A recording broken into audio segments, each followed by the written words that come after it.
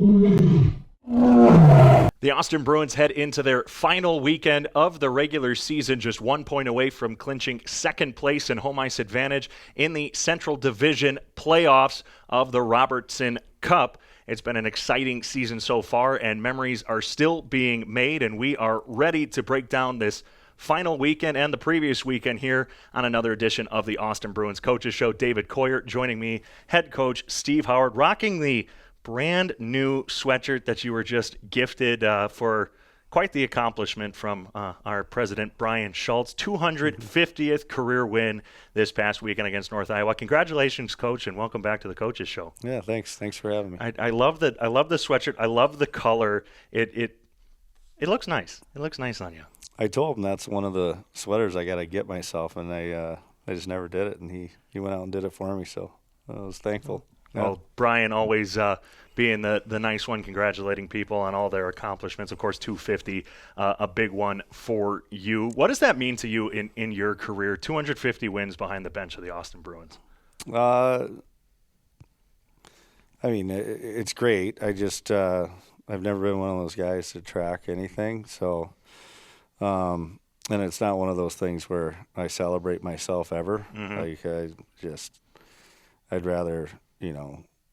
I'd rather win the next game. I wanted 251 just as bad as I wanted 250. You know what I mean? So, yeah, I'm not one of those guys that likes, I want to hit a milestone or whatever. I just want to win a championship, and that's, I think, what most coaches will say, at least the ones that care more about the team, I think. Absolutely. And you did get 251 on Saturday, a 4-0 shutout. We'll break that down in just a moment. But before we dive in deep to some specifics, a weekend sweep of the North Iowa Bulls to keep second place and gain, or at least separate the Bruins away from the Minot Minotauros in those division standings. What were just your overall thoughts from this weekend against the North Iowa Bulls? Yeah, Friday night, they've been playing good hockey over there. I know they've lost a few games, but playing good teams too, right? So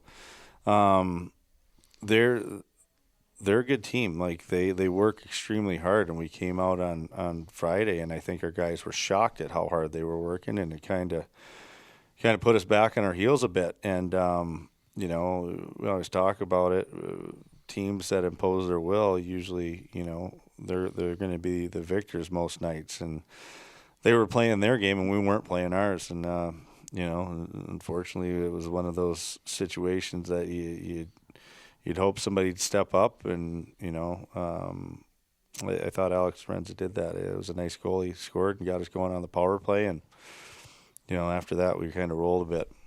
And that first period scoreless, and typically this season, if I really went back and looked at it, I don't think the Bruins ever went into the locker room against the North Iowa Bulls with a scoreless first period this season. Outshot 11-7 by the North Iowa Bulls. What did you see in that first period? You mentioned there that the guys were shocked at how the Bulls came out and played, and they've been a difficult team for the Bruins to play against this year. Yeah, no, they, hats off to them. They came out. They were hitting everything and putting pucks in, and you saw it right off the opening face-off. I talked to all 5 of our guys. We weren't face-off ready. They beat us to a puck. They got it in. We turned it over. They forced the turnover on their forecheck, and after that we were running around our own end for about 45 seconds, and then we finally get a stoppage, and it's almost like everybody's like, "Oh man, we got lucky." And I'm like, yeah, we did get lucky. We need to pick it up. You guys just thought you were going to show up, and they were just going to let you go and play in their zone. So, that said, that was a little bit of a wake-up call for our guys. And going into this weekend, they better be ready to play. I mean, there's a lot of – well, I was just talking about it with Al. I don't know how many teams, but there's quite a few teams that are done playing. They're doing exit meetings this week, and they're on their way home now. So, and for people listening to this, the East Division and the South Division have 9 teams, so the top 6 make it.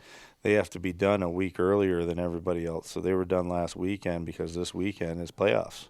for 3 plays 6 and 4 plays 5 in those 2 divisions. So, the bottom teams are all going home. And, having said that, like, it's a privilege to be able to play right now. And we're going to go into a weekend that if we take them lightly, the same thing's going to happen, and we could easily be going into that locker room after the first 20 minutes with a down a goal, or down 2, and we definitely don't want that to happen. You can't relax right before the playoffs. You have to go and play just like you're going to play the following weekend. So on Al's whiteboard in his office, I think he has, after this weekend upcoming, 15 teams will have their seasons ended, and the Bruins moving on to the first round of the playoffs. And like I said at the top of the show, 1 point away from clinching second place in home ice advantage. They know who their opponent is. It's the Minot Minotauros after the Bismarck Bobcats clinched the Central Division regular season title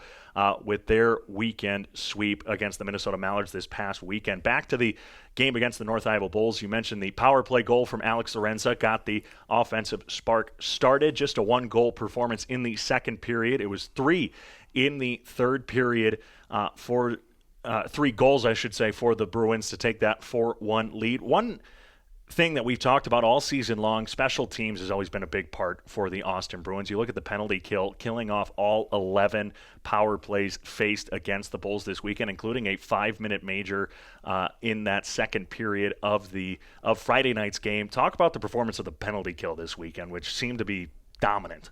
Yeah, no, we always do talk about it. It's this time of year where, your special teams need to be clicking at all cylinders right now. And Al Rooney runs the PK, and he's got them going. We want to keep it going. And, he does a good job with it. He meets with all those guys. They're informed exactly what, the other team's looking to do and who their guys are. And it's about us going out there and making sure they don't get to do what they want, right? And he's done a good job with it. Couldn't be more proud of Al. I brought it up to him the other day. I think we have the best PK in our division right now, and with our division, that's saying a lot. So, it's been good, and that really got us going. And then obviously power play goal, you need that, and that's the equation you want to roll with into playoffs. 2 guys who kind of stepped up this weekend, Gustav Svantesson, John Hirschfeld. Hirschfeld has only been with the team for a couple of weeks since finishing up his high school season. We'll talk about him first. Since rejoining the team after finishing up with St. Cloud Cathedral, 3 goals, 2 assists for him, including 2 goals in that third period on Friday.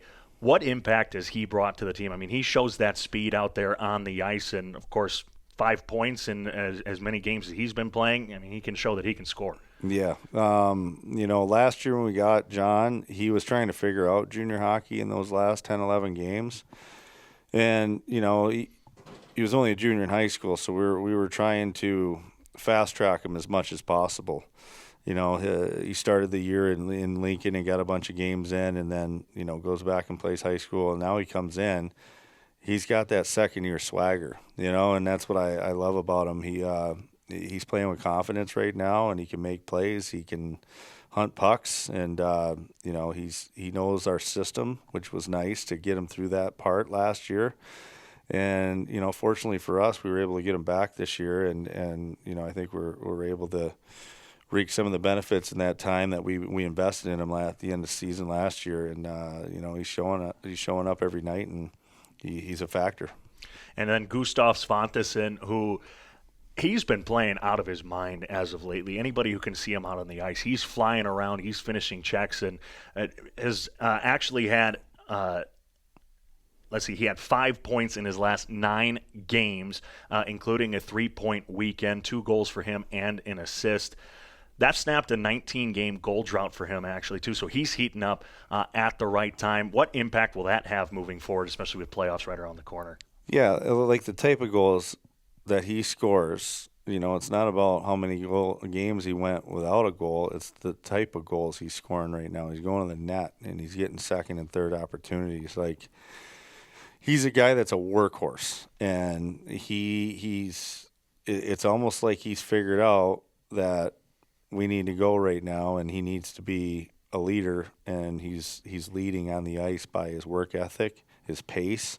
He hits everything, goes to the net hard. He's been a great addition this year, and he was a little slow at times with scoring or being on the score sheet, but we weren't worried about it. He's effective on the PK, and he makes the guys around him better, and I know his line mates love playing with him, and at the end of the day, you just get pucks on net, he's going after it.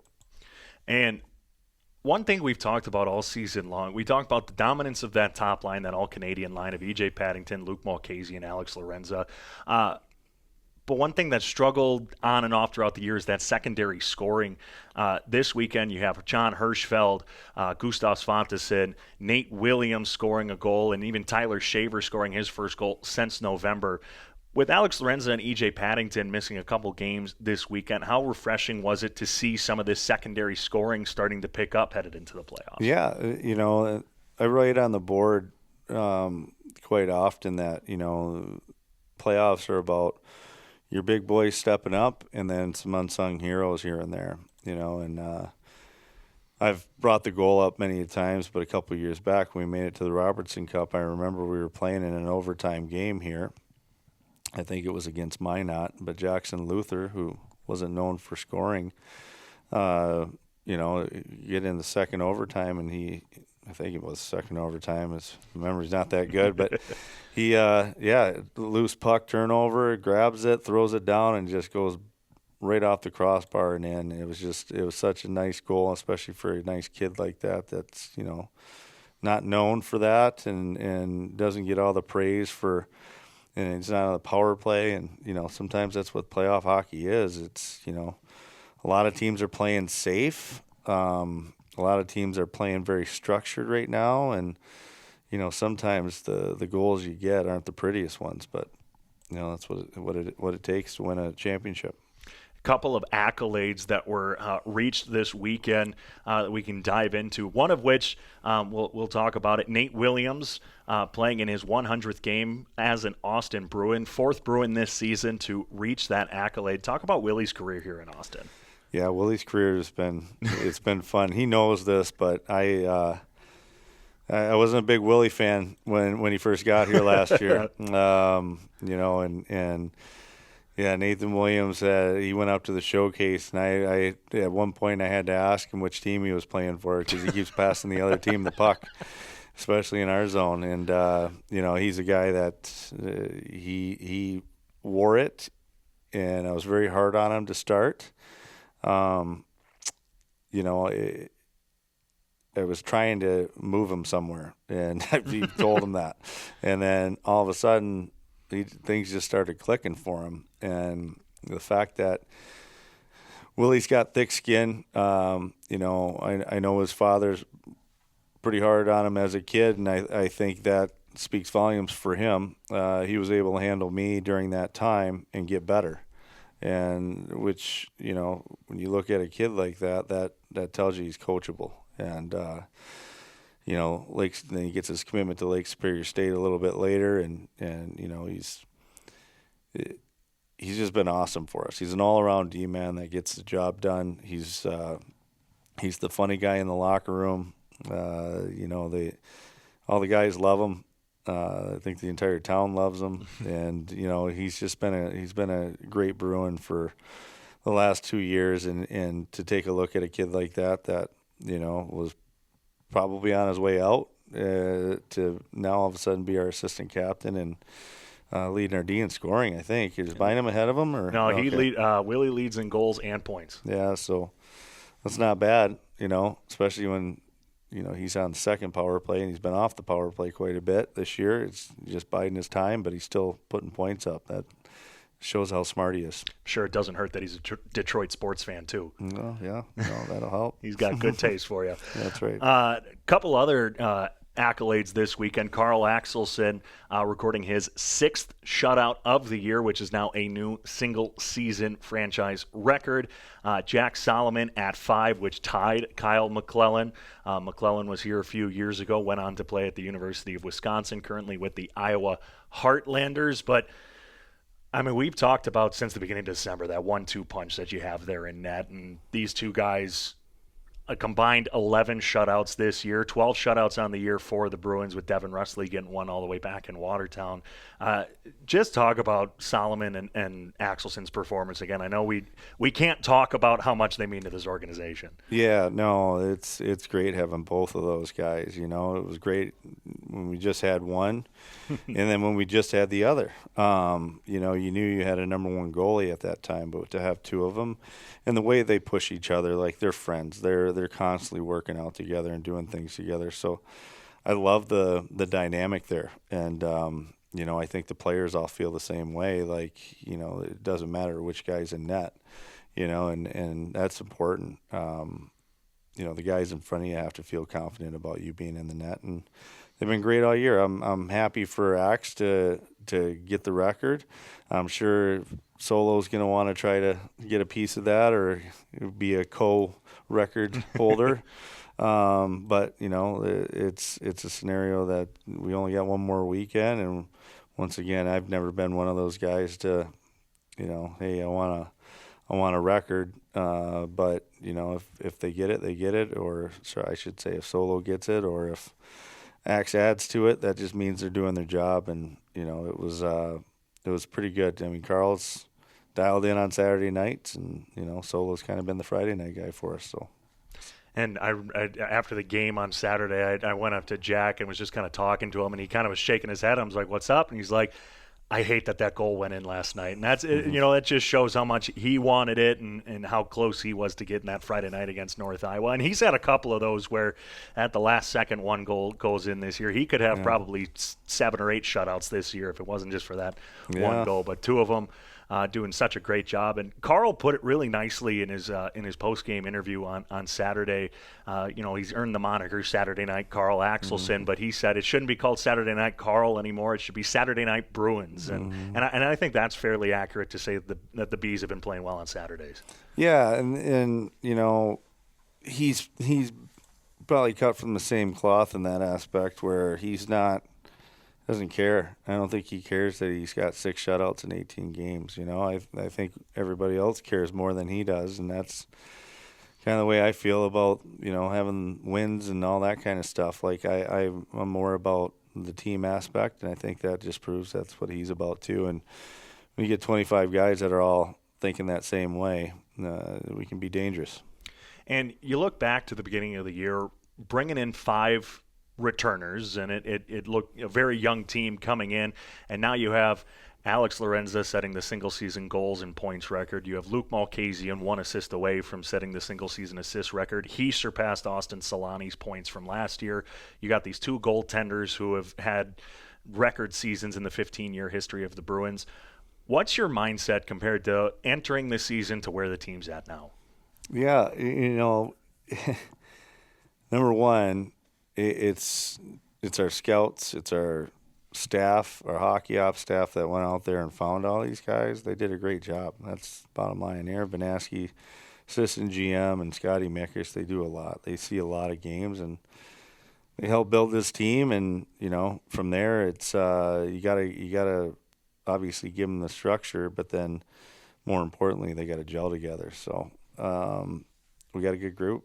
You know, it doesn't always happen, and on paper, I think everybody thinks they're winning a Robertson Cup in September, but you got to let things kind of play out, and those guys got to go through some adversity together, and they got to see how they handle it. And this group's done a good job of that all year, and you know, we want to keep this thing going as long as possible.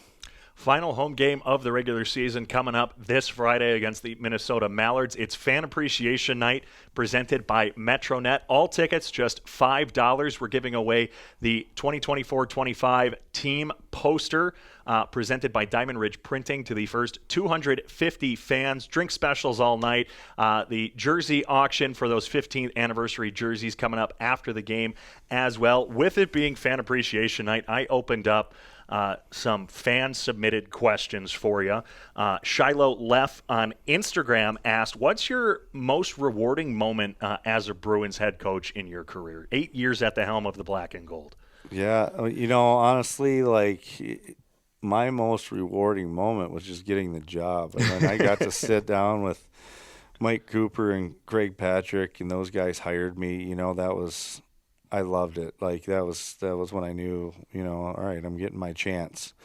And for it to be 8 years later, it was just, I think about it all the time. I don't even know where those 8 years went. It was just like you blink and all of a sudden you're 8 years down the road. But it's been a great ride so far. And, once again, I don't want it to end. I want it to go as long as possible. And, I think everybody wants to see the Bruins at the Robertson Cup, and we want to try to get a Robertson Cup to Austin. So that's the one thing that, there's a lot of coaches in this league that don't have one of those, and, like to add to that. Shiloh, thank you for that question on Instagram. Toby Newton on Instagram. Toby is the guy who takes a lot of photos for us this year, and so a lot of the pictures you see posted on social media are because of Toby. He does a great job for us, helping us out during game nights. But Toby asks, what's been your favorite moment from this season, 15th anniversary season of the Austin Bruins? Yeah, there's been a lot of great moments, to be honest with you. And thinking back, like, I don't know if I'd narrow it down to one specific moment. I think the fun ride of when we went unbeaten in regulation for so long, I couldn't even remember I know we were up there. I can't. The point streak? Yeah. 21 games. 21 games. So, yeah, that was kind of fun. I mean, that was, we had a little bit of a thing before the game that we would always say, and it was a lot of fun to go in there and ask the guys, that same question every time, and they would answer with what number we were at, and that was kind of our thing, what's better than 20, and then they'd say 21. So it was that's probably my most memorable and fun moment of the season, was going through that, and I think the guys all bought into it. They wanted the next one and the next one and the next one, so it was fun. Do you mind if I give my favorite from the season? Yeah, I know it's the coaches absolutely. show. I think we had a couple of great overtime winners this year. I think mine from the booth, the two that stand out to me, the Thanksgiving game overtime victory. It was a hard-fought game against the Bulls, and then just an overtime victory. Alex Lorenzo's rebound shot to Ashton Bynum to get that Thanksgiving game victory, keep that point streak going. I think the other one was Connor Beckwith in Watertown that kind of helped start that point streak all the way back at the end of October. I think those are the two overtime victories that really stood out to me that have been super fun this year. Final question, fan-submitted question. Thank you, Toby, for that last one. Colton Leff on Facebook asks, what has been the greatest accomplishment this season as a team? I'm always one of those guys that I always say, like, we want to make the playoffs. We want to clinch the playoffs, because once you punch your ticket in the playoffs, anything can happen, whether you're the fourth seed, the second seed, whatever. You just need to get to that second season, right? And, I think as a team, as a group, like, I think we've been giving ourselves small little goals, and I'm one of those guys that tries to look at, the first period, the first 5 minutes. I do the same thing with games. I keep track of, the first 6 games. We call them 6 game segments. And we've hit those goals all throughout the year. And I tell them, if we're spot on with this, we should be, towards the top of the league, and we should make the playoffs.